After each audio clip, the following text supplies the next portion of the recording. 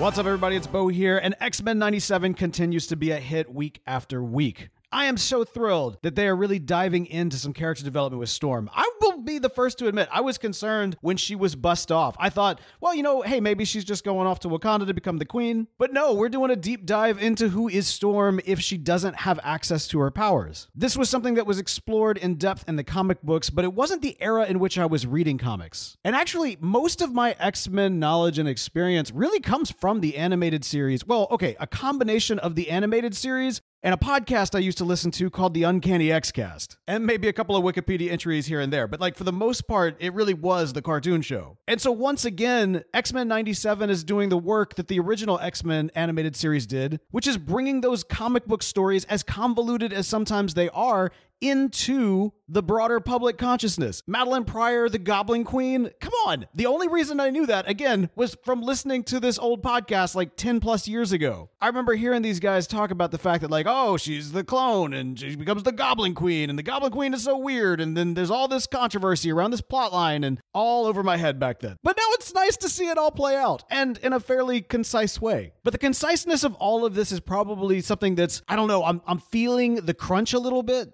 X-Men 97 is clearly a hit. This is the biggest hit that Marvel has had in quite some time. But at 4 episodes in, by this time next week, we will be halfway through this season. So I'm hoping, begging even, that next season we'll get more than just the modern day standard of 10 to 16 episodes. Give this thing a 35 episode season, please. All right, look, you got tons of lore. You're clearly going back to the well of the comics. Decades and decades and decades of stories are all at your fingertips. They're right there. Just take it. Just get it. Because I, for one, am absolutely thrilled to dive back into this lore and really engross myself, not just into the wonderful 90s 8-bit arcade systems that we got in this week's episode, but also just the insane craziness of that era of comic book storytelling. This show is doing so well, it's actually gotten me hyped to pick up an X-Men comic. I haven't read comics as they were coming out for, I think Dark Reign was the last time I did that. So come this August, I'm actually going to be picking up Uncanny X-Men. That's right. They're all hanging out in New Orleans. That's right up my alley. That's happening. And it's all thanks to X-Men 97. Well, and Gail Simone.